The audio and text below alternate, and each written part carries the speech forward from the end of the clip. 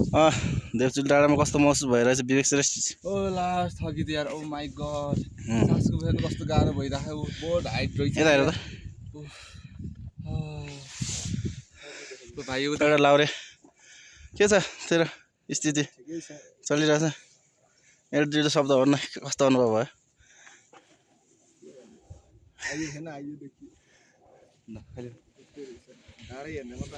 डाँडैको हेर्नु यार। ओ दोला डाँडा होइन त्यो। ल साथीहरू, ओ माई गड, यो हो नि त यार। के अरे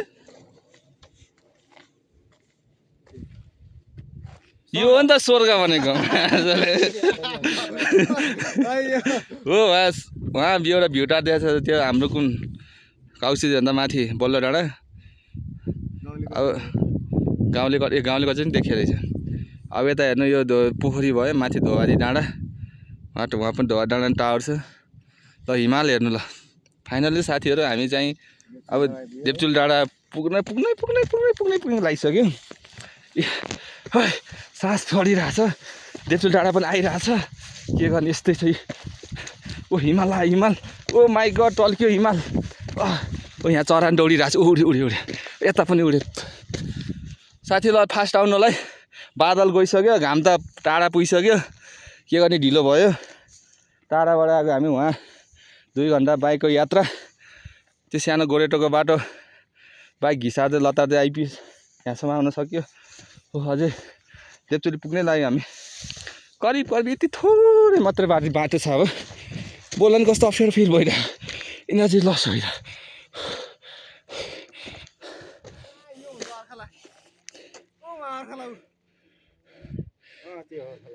त्यो तल्लो अर्खला हो कि तल्लो अर्खला त्यो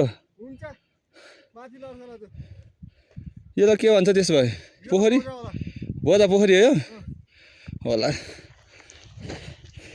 मैले त्यसलाई तल्लो अर्खला माथिल्लो अर्खा बनाइरहेको थिएँ।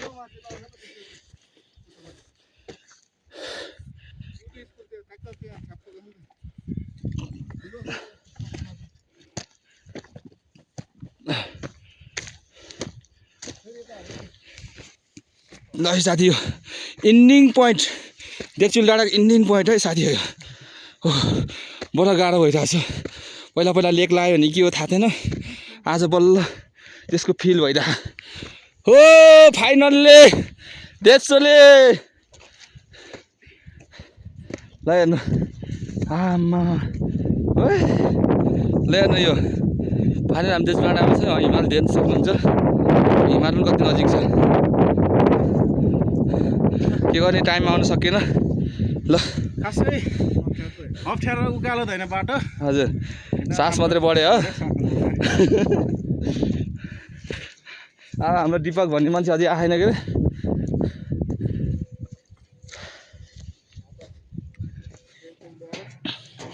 यहाँ सुत्ने यार के भान्जाले भनेको।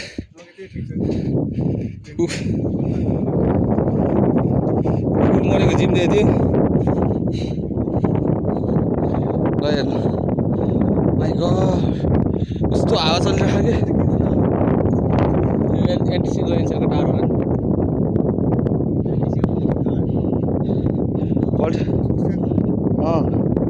हावा कस्तो जान्छ। त्यही डाँडाकोमा बादल यस्तो दौडिएको रहेछ कि भाइरल भएको। यो डाँडाको तल दौडिएको।